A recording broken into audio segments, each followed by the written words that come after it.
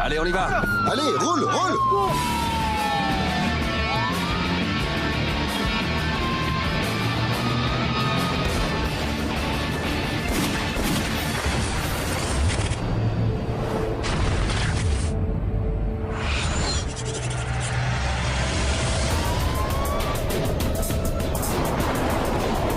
Je m'appelle Tommy Valdez. Mon surnom, c'est Colero. Ça veut dire le lapin. C'est parce que les flics me coursaient tout le temps.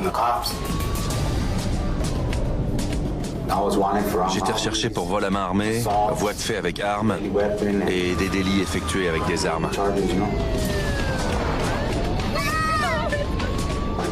Ma fille criait, elle pleurait, elle voulait que ça s'arrête.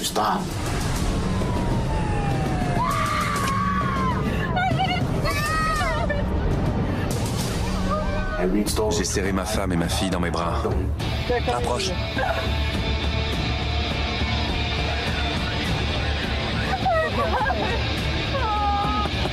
Sors. D'accord, du calme. Ma petite fille, elle hurlait de peur. J'ai peur. Je voulais rester.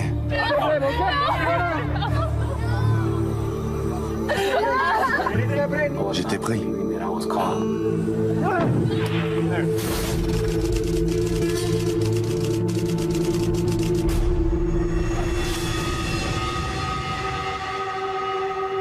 Direction le comté de Grant. Cette prison est vieille. Et il y a toujours eu de la surpopulation.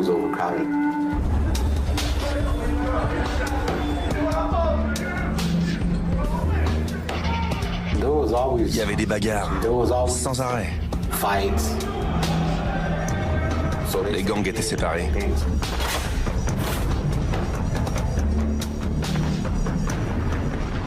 T'es dans un gang?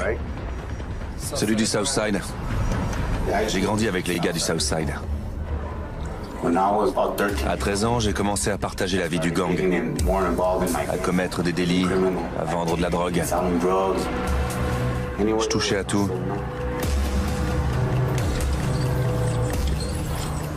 On était au dernier étage.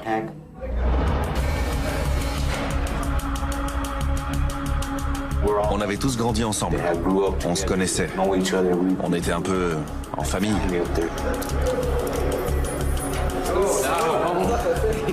Jonathan Rodriguez fait partie du gang. C'est mon meilleur ami. Son surnom, c'est Snoopy. Il avait été arrêté quelques semaines avant moi. Il m'a demandé pourquoi j'étais là. Je me suis fait choper. Je te connais, toi. Arturo? Ça gaze? Ça fait plaisir. Arturo attendait sa condamnation. Ça gaze? Il allait écoper d'au moins 25 ans. On allait en prendre pour un max. C'est ma nina. J'allais prendre au moins 10 piges et ça me disait rien. Tommy Valdez est un homme dangereux. Il a une mentalité de voyou et il vous tuerait sans y réfléchir à deux fois.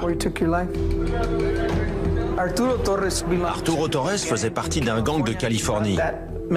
Et c'est lui qui avait apporté cet état d'esprit. Jonathan Rodriguez était dingue. Il n'avait pas peur de se servir d'une arme. Mis ensemble, ces trois individus formaient un mélange explosif. Tous les trois, on était pareils. On voulait sortir et retrouver nos gosses, nos proches, notre famille, notre mère. Vous comprenez? Alors, en partant, J'aime bien cette façon de penser. On n'avait qu'une idée en tête, ficher le camp.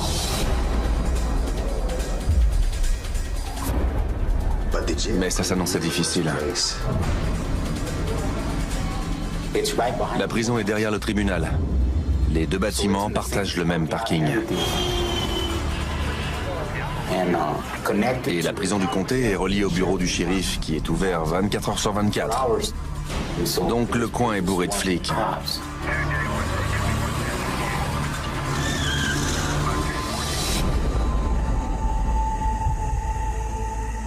Ça allait être dur de se barrer. On était bouclés en cellule entre 22h30 et 6h30. À cette heure-là, les portes s'ouvraient.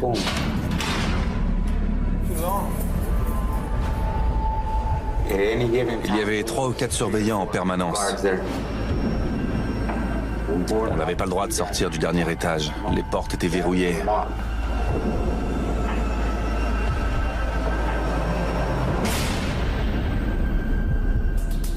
Mais on voulait s'évader. Alors on a cherché une solution. Mais on nous surveillait 24 heures sur 24. Une caméra filmait la salle commune et le couloir principal. À côté des cellules 8 et 1, il y avait une caméra orientée dans les deux directions.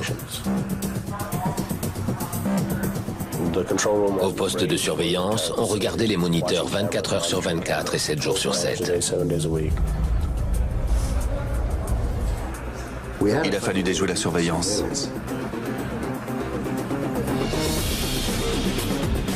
Les caméras du couloir étaient fixes. Les deux. On a essayé d'évaluer ce qu'elles filmaient. Vu comme elles étaient orientées, on s'est dit qu'il y avait un angle mort à un bout du couloir.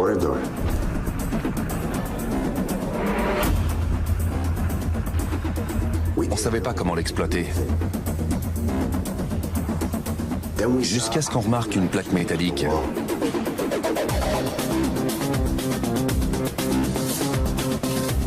Ça devait être l'accès à la tuyauterie.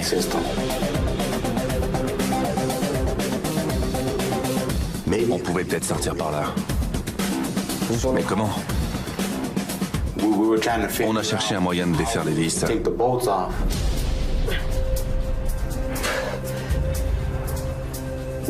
Avec les caméras, on ne voyait pas. Mais un surveillant pouvait se pointer n'importe quand. Ça aurait tout fichu en l'air.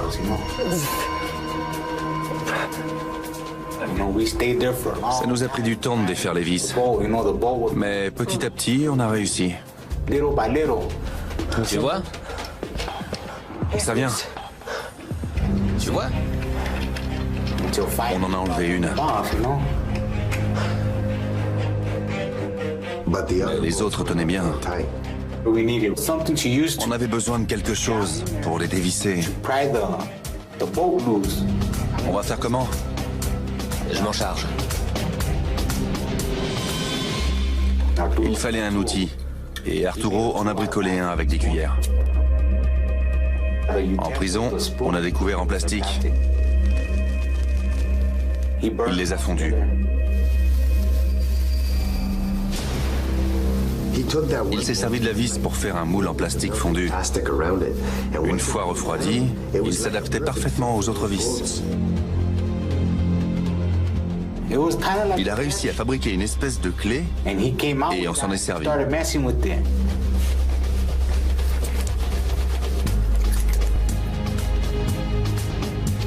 Mais les vis étaient très serrées, donc on y a passé du temps.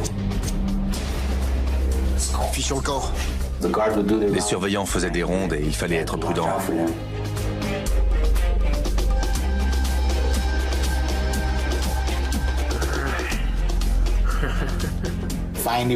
On a défait toutes les vis avec la petite clé d'Arturo.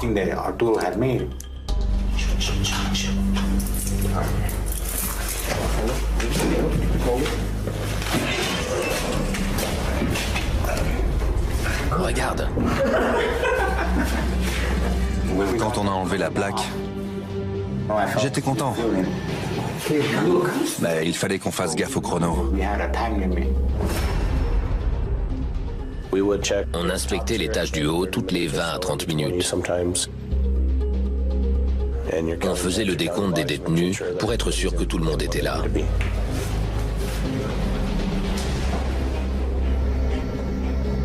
C'était une gaine technique.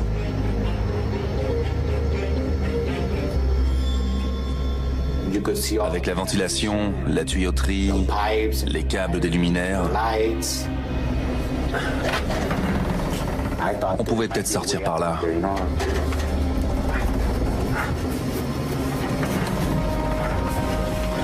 Il fallait escalader les tuyaux pour atteindre le toit.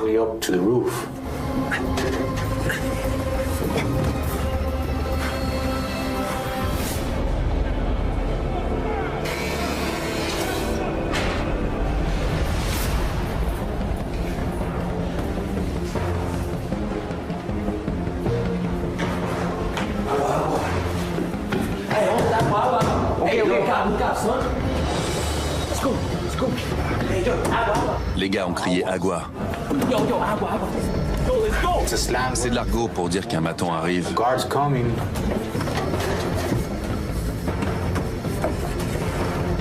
Sors, vieux! Allez, allez! C'était cuit.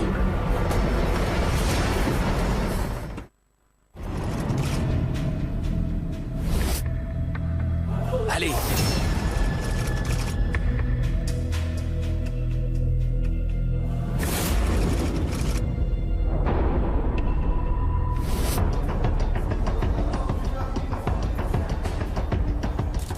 Le surveillant se pointait.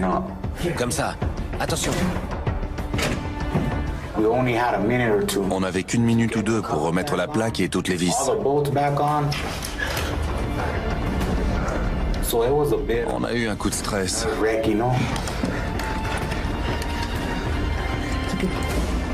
Combien de temps? Snoop est intervenu.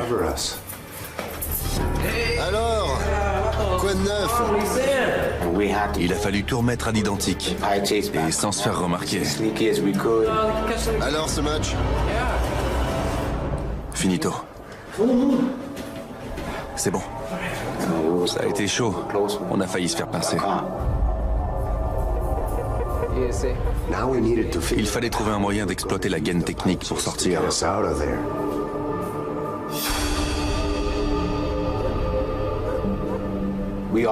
À trois, on a préparé un plan.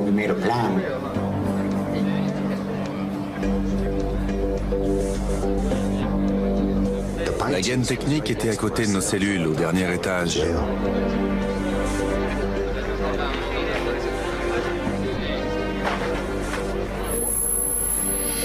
L'idée, c'était de monter par la gaine technique et de faire un trou dans le toit.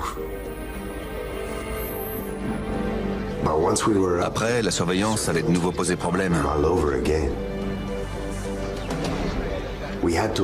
Il faudrait éviter les caméras du tribunal en face de la prison. Il faudrait ramper sur 15 mètres et descendre sur un toit plus bas. Celui du bureau du shérif. Il était de l'autre côté de la prison, mais son toit était moins haut.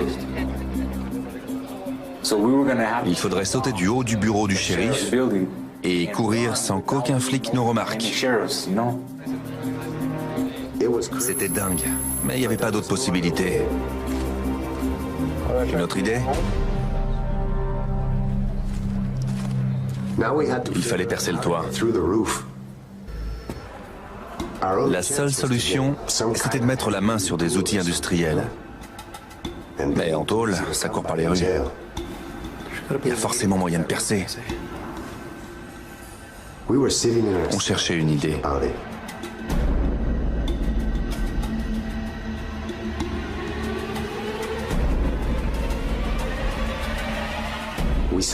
Une barre métallique maintenait le lavabo. On a réussi à la retirer.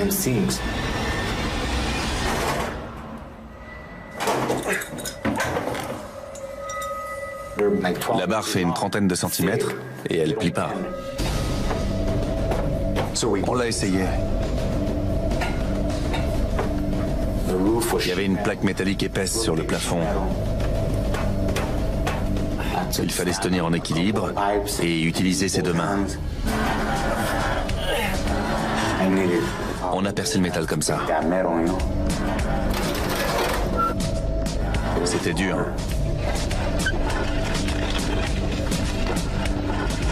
On bossait à tour de rôle. Je montais pendant 1 heure. Je travaillais. Arturo me remplaçait. Il bossait jusqu'à ce qu'il soit crevé. Et Jonathan y allait.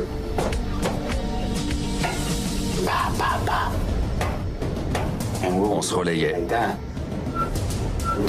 Ça prenait un temps fou pour couper 2 centimètres.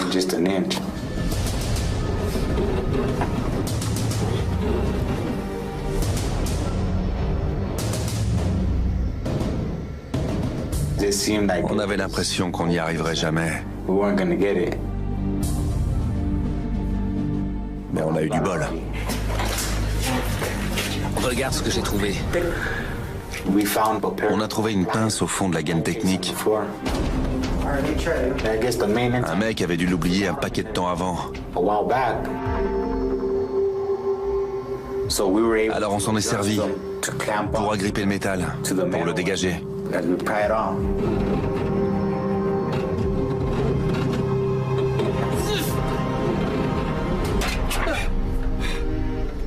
Un vrai ouvre-boîte. On a tout arraché. J'ai glissé. J'ai fait tomber la pince. Je me suis coupé, j'ai pris des trucs dans les yeux. Pour dégager 2 centimètres, il fallait y passer 2 heures. Donc au bout d'une journée, on avait à peine avancé. Ça nous a demandé un sacré boulot.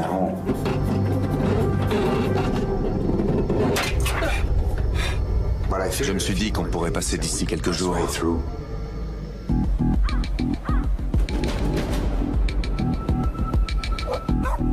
On a préparé ce qu'on ferait une fois dehors. Les flics seraient vite sur notre dos. J'ai un plan et c'est... On va chez notre pote.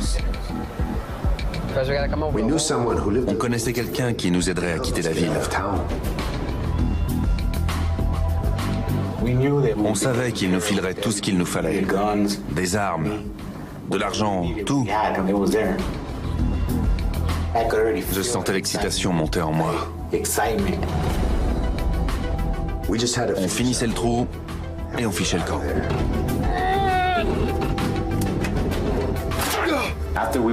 De l'autre côté de la plaque métallique, il y avait une épaisseur de polystyrène ou de fibre de verre.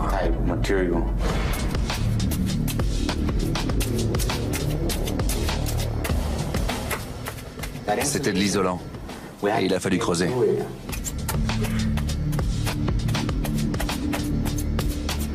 On en avait pour 3 jours. Il fallait monter bosser. On avait presque tout enlevé. Et je me sentais déjà dehors.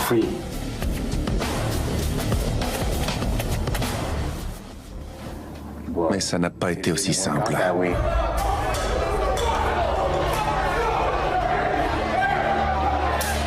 Plusieurs individus ont provoqué une émeute. Ils ont semé le trouble à l'intérieur de l'enceinte. Cela a été le chaos.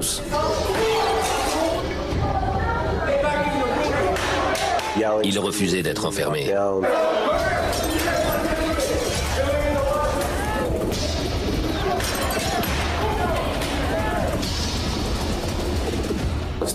Des flics sont venus remettre de l'ordre.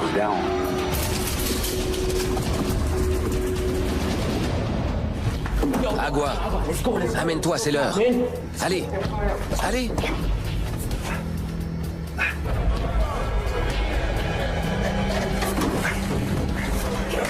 Il a fallu remettre la plaque le plus vite possible pour pas se faire prendre. C'est bon, ça rentre. T'as les vis? On l'a remise comme on accroche un tableau au mur. On l'a pas fixé complètement.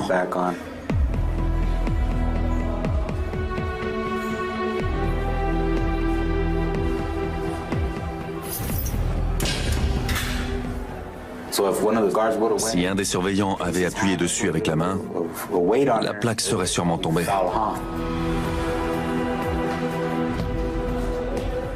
Bonjour l'angoisse.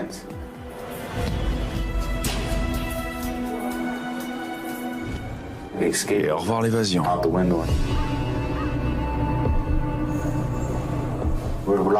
On était bouclés 23 heures sur 24. Et on savait pas combien de temps ça durerait. J'étais à cran. Carrément à cran. La plaque de la gaine tenait à peine et on stressait.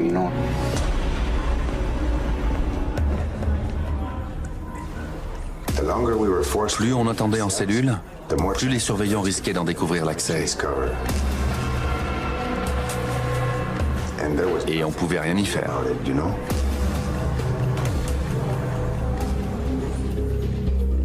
Après une semaine de confinement, c'est pas trop tôt, on a eu de la chance.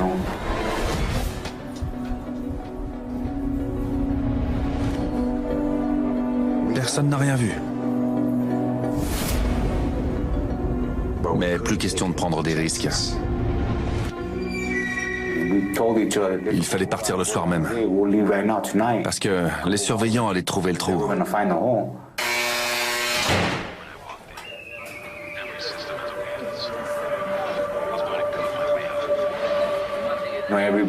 On agissait comme d'habitude.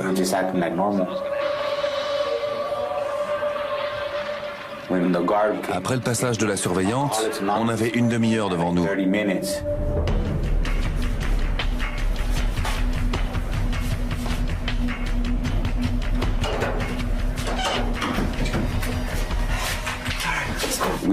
On s'est mis d'accord. Une fois dehors, on resterait ensemble. Et on se voit en haut. On savait que dès que la surveillante reviendrait, elle tomberait sur la gaine technique et elle verrait qu'on s'était barré.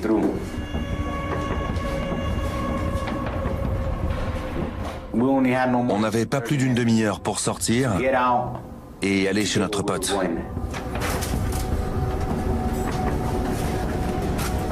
En montant dans la gaine technique, j'ai vraiment senti une poussée d'adrénaline.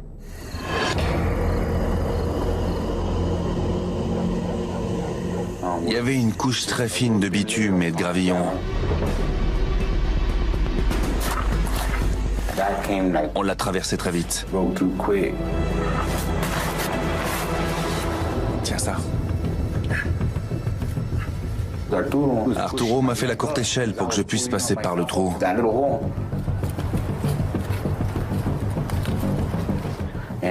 Je me suis faufilé.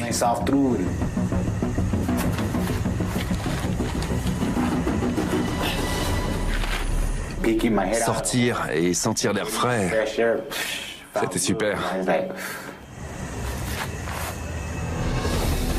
Un pur bonheur. Je me suis allongé tout de suite pour que les caméras me voient pas et j'ai tendu le bras pour attraper mon pote. À deux, on a aidé le troisième et on est resté à plat ventre.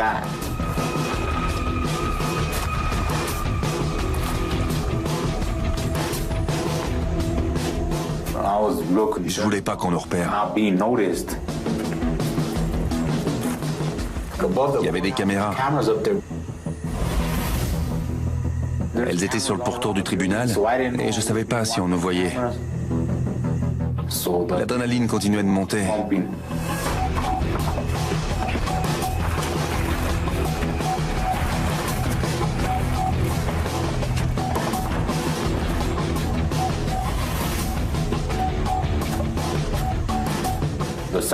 Du côté où on était, on ne pouvait pas sauter du toit. Il fallait traverser pour descendre par le bureau du shérif.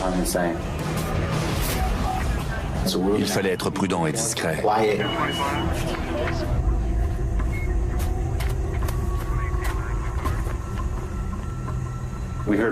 On entendait des gens discuter devant le commissariat.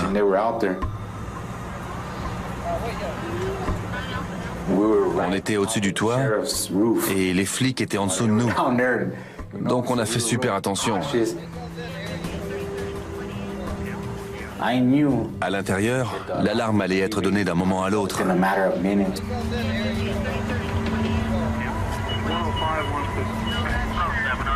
Les flics sont partis.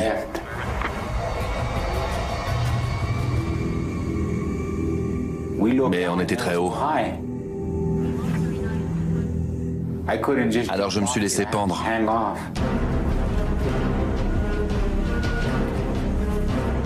Et j'ai lâché.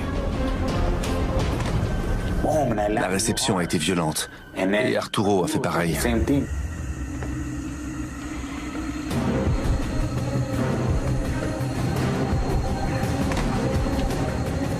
C'est bon? Ouais. Jonathan a sauté.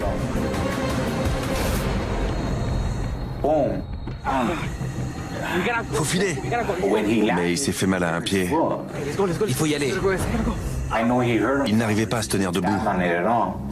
Non, il faut y aller. Il fallait s'éloigner le plus vite possible, avant que le coin grouille de flics. Il faut y aller.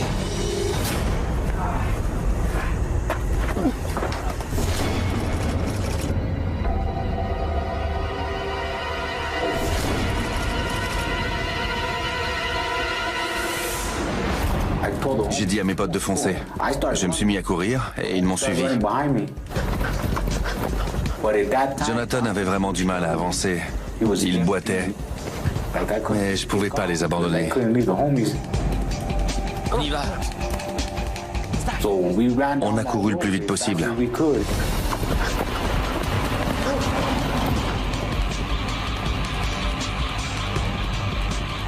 Notre pote vit à l'autre bout de la ville. Il fallait qu'on arrive chez lui avant que l'alerte soit donnée.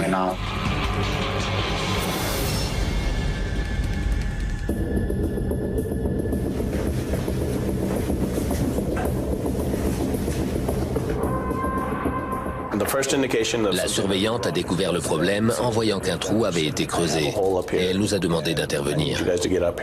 3 détenus s'étaient évadés. C'est une des pires choses qui puissent arriver. Il fallait les retrouver. Évasion. Il le fallait. Mike, c'est pour vous. J'étais inspecteur au bureau du shérif du comté de Grant. Et par téléphone, on m'a signalé une évasion. Lancé un avis de recherche. On a diffusé un avis de recherche auprès de tous les services de police de la région.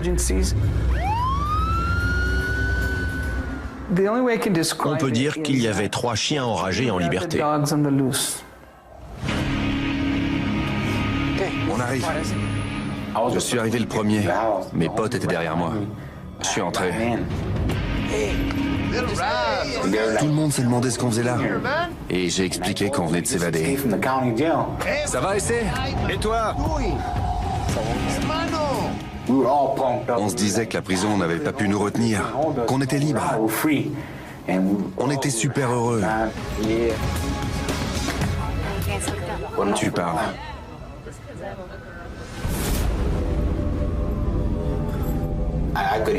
Dès que j'ai entendu la sirène, j'ai compris que les flics étaient en route. Fallait qu'on bouge. On est monté dans une voiture.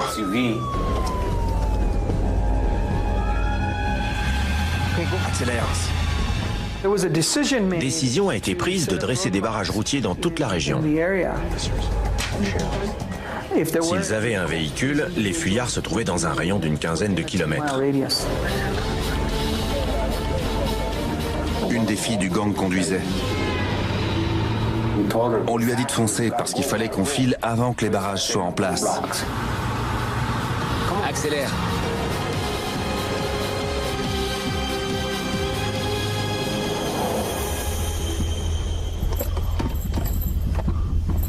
Elle nous a emmenés dans une planque sûre. Une caravane paumée au milieu de nulle part.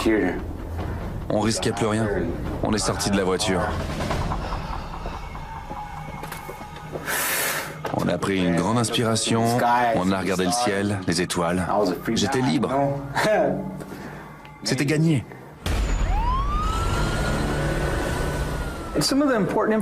On a reçu un renseignement important le soir même. La description d'un véhicule avec 3 individus de sexe masculin à Arenas Valley. C'était suffisant pour qu'on s'y intéresse, pour qu'on aille y jeter un œil. Allez, allume. Bien. Voilà de quoi vous détendre. La fille du gang nous a laissé de la cocaïne. Elle nous a dit de nous détendre. Faut que je file. T'es la meilleure. Elle est partie. Et on s'est fait quelques rails. Moins de 2 minutes après, une voiture est arrivée. Et tout de suite, on a cru que c'était les flics.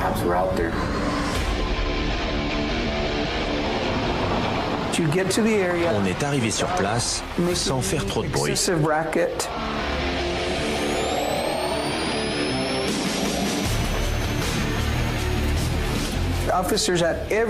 Les agents avaient toutes les raisons de considérer que les individus étaient dangereux, armés et prêts à tout pour rester en liberté.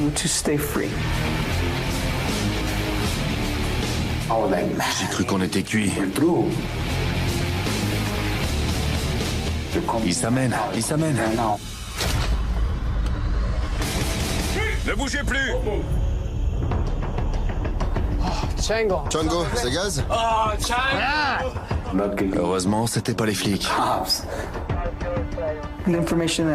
Manifestement, nos renseignements n'étaient pas fiables. On ne savait absolument pas où étaient les fuyards. Et c'était très frustrant. Dans ce cas-là, on réexamine les renseignements et on se demande ce qu'on a négligé. Django, le cousin d'Arturo, est des nôtres. Ça gaz ici? C'est un bon copain. Il a apporté un gilet pare-balles, un AR-15, un 38 et des grenades. Il nous a dit de tout prendre au cas où il se passerait quelque chose.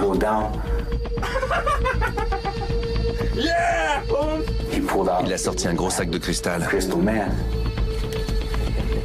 On fait la fête? Je veux. Et il est parti. Les évadés raisonnent n'importe comment. Et ils se croient invincibles, surtout quand ils sont armés. Ils sont capables de faire n'importe quoi.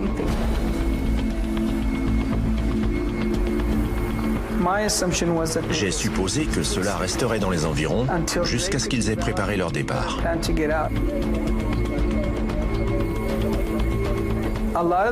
Beaucoup des membres de gangs qu'on avait identifiés et auxquels on avait affaire vivaient dans des villages de mobil-homes. Donc on a commencé à faire du porte-à-porte. Inspecteur Jiménez.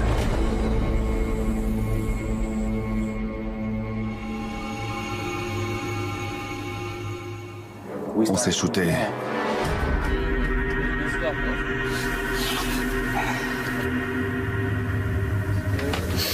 Ça craint. On est devenu parano. On croyait que les flics allaient débarquer. Snoop, Préparez-vous. J'entendais les sirènes et les talkie-walkie. Regardez, mais qu'est-ce qu'on va faire? il y avait quelqu'un. Et qu'est-ce qui se passe? On avait des flingues. Pas question de se rendre. Ça allait se finir en fusillade.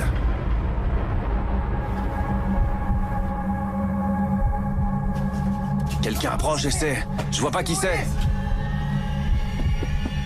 On a tapé à la porte. Ils sont là! Bonjour, inspecteur Jiménez. Je voulais savoir si... On était complètement parano. La méthamphétamine, ça bousille la tête. Ça rend dingue. Je sais rien, j'ai rien à vous dire. Et la porte se referme. Pourquoi t'es là? Baisse ton flingue. La fille du gang nous apportait des vêtements et de la nourriture. Super! Regardez, première page. Elle nous a raconté qu'on parlait de nous dans la presse. Que les flics, les marshals et le FBI faisaient des descentes dans toutes les planques qu'on connaissait. On commençait à en avoir marre. Je voulais partir. J'ai dit à Jonathan et Arturo que j'allais nous dégoter une voiture. Je reviens. On n'avait rien de nouveau. C'est très gênant de ne pas réussir à mettre la main sur un fuyard. En plus, ces hommes représentaient un danger sans précédent pour la ville.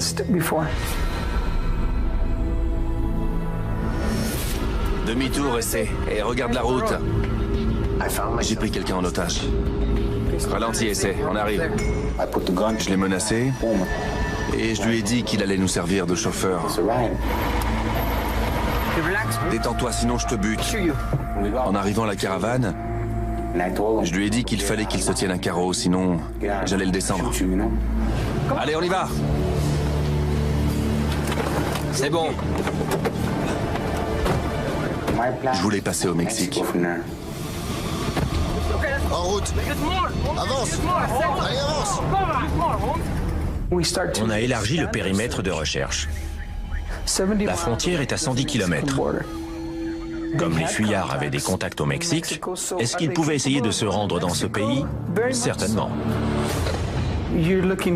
Par conséquent, il fallait faire appel aux services de police fédéraux qui opèrent aux frontières. Surveiller la frontière. J'ai dit à l'automobiliste qu'il faudrait qu'il continue à rouler. Même si on tombait sur un barrage routier. Pas question qu'il s'arrête. Il faudrait continuer. Allez, roule, roule. Ne ralentis pas, ok? Je t'aurais prévenu. On était en plein bad trip. J'étais tellement défoncé que j'avais mon arme à la main. Et une grenade sur les genoux.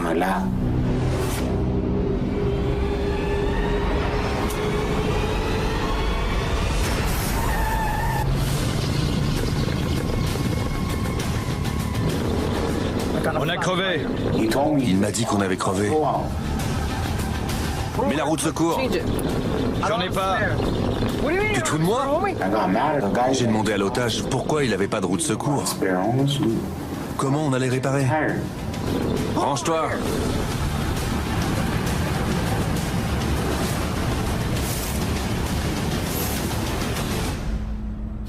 Je lui ai dit d'appeler quelqu'un pour réparer. Qu'on allait attendre. Il m'a fait d'accord.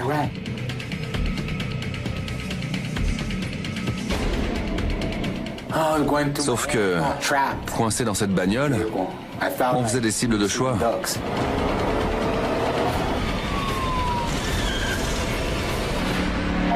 Il fallait qu'on se tire avant de se faire arrêter. J'ai rien dit aux autres. Hé, vieux! Je suis sorti de voiture et j'ai filé. C'est pour ça qu'on m'appelle le lapin. Je me retourne pas, je détale. J'ai appris que les évadés avaient pris un otage et qu'ils étaient sûrement à l'autre bout de l'État, à près de 160 km. C'était une bonne nouvelle. On avait enfin quelque chose d'utile et les taux commençaient à se resserrer. Retour sur la nationale pour faire du stop. Une voiture est arrivée. C'était la police des frontières. Merde.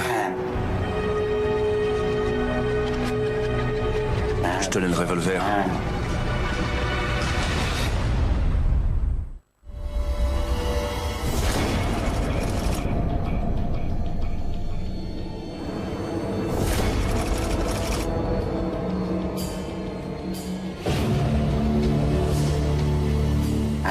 Je me suis débarrassé de mon arme.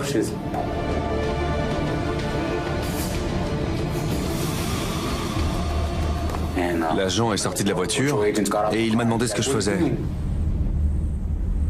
J'ai failli me mettre à courir, mais je serais pas allé bien loin. Je vais chercher de l'essence. Je vais à la station-service chercher de l'essence. Et là, il me dit, montez, je vous emmène.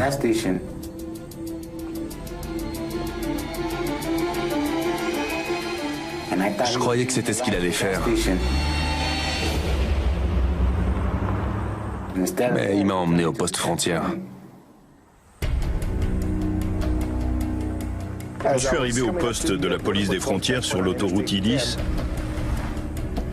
Un agent m'a dit que son collègue venait de prendre un gars en autostop à la borne 118 et qu'il était à l'intérieur en train de téléphoner.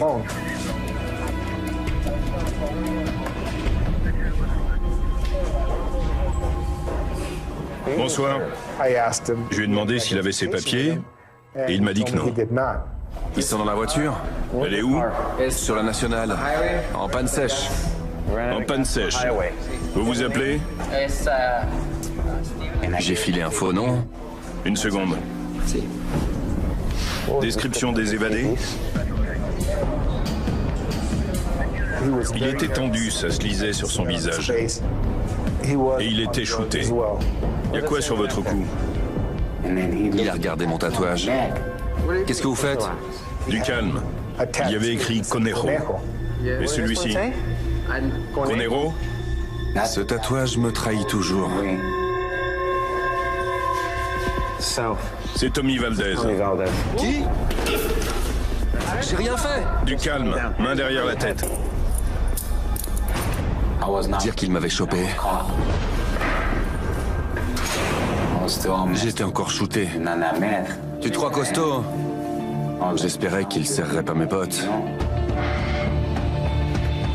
Un agent de la police d'État a signalé un véhicule blanc avec une crevaison. J'ai sauté dans ma voiture et j'ai foncé lui prêter main forte. Du calme, d'accord? Du calme. On les a menottés.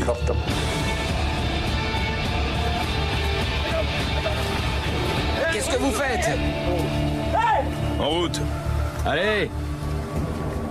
Ils étaient armés. Une fois qu'ils étaient dans la voiture, on n'avait plus à s'inquiéter.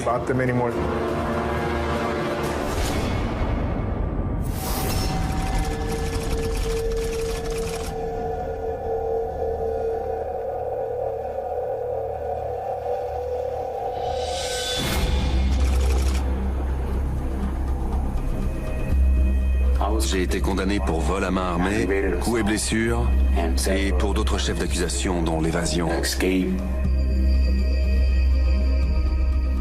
suis pas ravi de m'être évadé, mais je le regrette pas.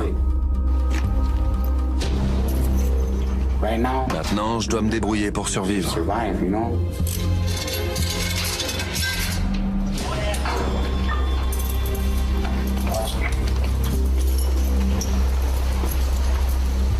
Il n'a pas changé. Il a agressé des membres du personnel, des co-détenus.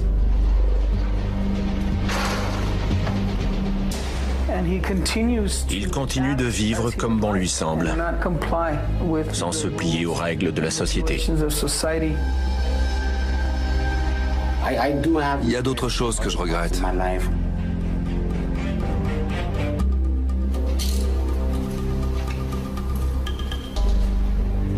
Aujourd'hui, je réfléchis avant de réagir. Je pense aux conséquences de mes actes sur mes proches, à qui je fais du mal depuis tant d'années.